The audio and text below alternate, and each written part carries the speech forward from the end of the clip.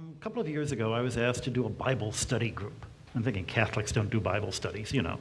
And to do a Bible study group in Houston. I'm going, Catholics definitely don't do Bible studies in Texas.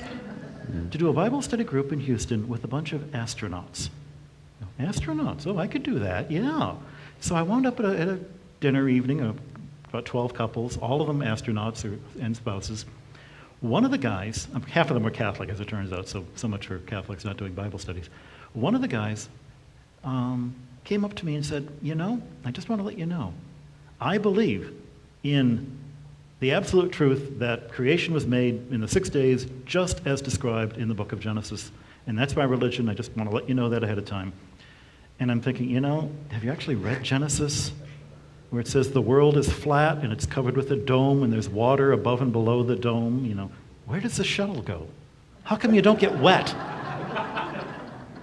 But then he told me a little bit more. He said, you know, before he was an astronaut, he was a test pilot. Test pilots, you don't want to have the habit of creatively reinterpreting their written instructions. And that's true of computer programmers, and that's true of engineers in general. These are people whose world depends on them literally interpreting the material that they've been given. And so to them, the Bible is just another owner's manual, because that's the way they view the world.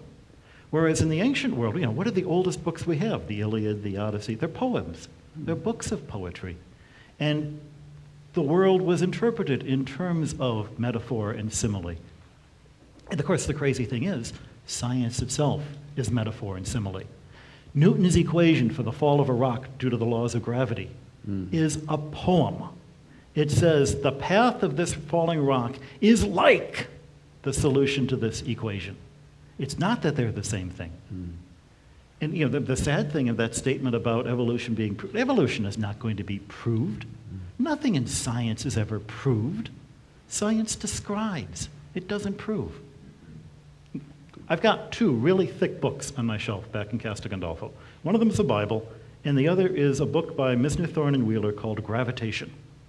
And this is, you know, about that thick, and it's all about Einstein's general theory of relativity.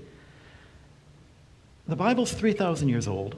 The Gravitation book is 25 years old. The Gravitation book is out of date. It's obsolete. Science books go obsolete. They're supposed to. You know, 1,000 years from now, our science, our understanding of evolution, our understanding of the solar system, our understanding of the Big Bang is going to be completely different than what it is now, I hope.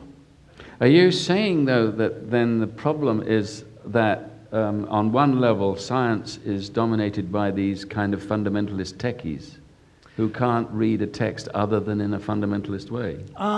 There is an element of that. I wouldn't say it's dominated by it. Yeah. Because the funny thing is most religious people are not art creationist fundamentalists. Most evangelicals are not. But those are the ones you see on TV.